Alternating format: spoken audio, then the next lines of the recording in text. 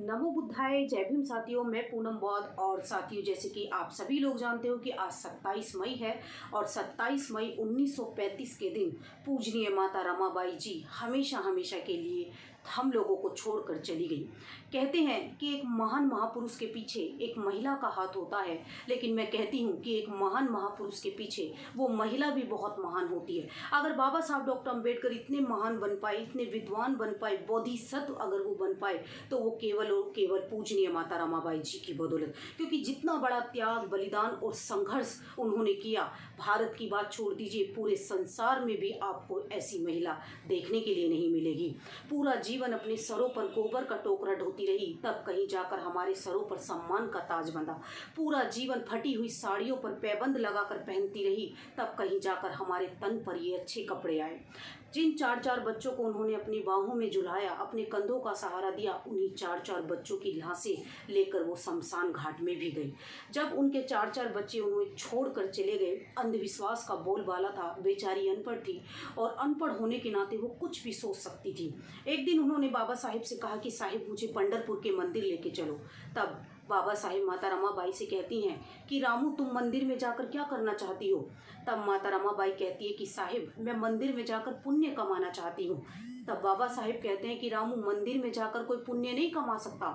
मैं जिस काम में लगा हुआ हूँ, जिस दिन मुझे इसमें सफलता मिल जाएगी, उस दिन ये संसार का सबसे बड़ा पुण्य होगा। यानी बाबा साहब हमारे लिए हक अधिकारों की लड़ाई लड़ रहे थे, यानी हमारे मान सम्मान की वो लड़ाई लड़ रहे थे। और मैं समझती हूँ कि उन्होंने संसार में सबसे बड़ा पुण्य बाबा साहेब और माता रमाबाई जी ने कमाया है।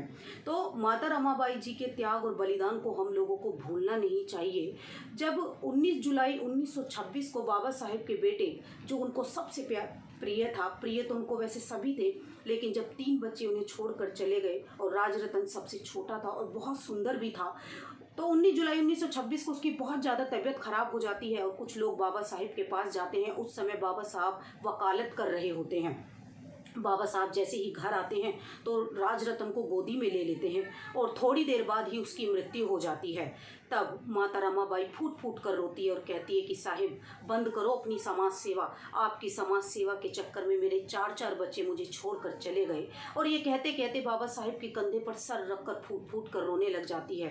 तब बाबा साहिब माता रमाबाई से कहते हैं कि रामू, हम तो अपने एक बच्चे के लिए, तुम तो मेरे कंधे पर सर रख कर रो सकती हो, लेकिन मैं तो अपने समाज के हजारों बच्चों को रोज मरते हुए देखता हूँ, मैं किसके कंधे पर सर रख कर हूँ? रामू, तू चिंता मत कर, मैं ऐसी व्यवस्था करके जाऊंगा कि हर माँ की कोख से पैदा होने वाला राजरतन एक दिन इस देश पर राज करेगा। और बाबा साहिब की बदौलत, क्योंकि उन्होंने कहा ही नहीं, उन्होंने ये करके भी दिखा दिया कि आज चपरासी से लेकर राष्ट्रपति तक हमारे लोग बन रहे हैं।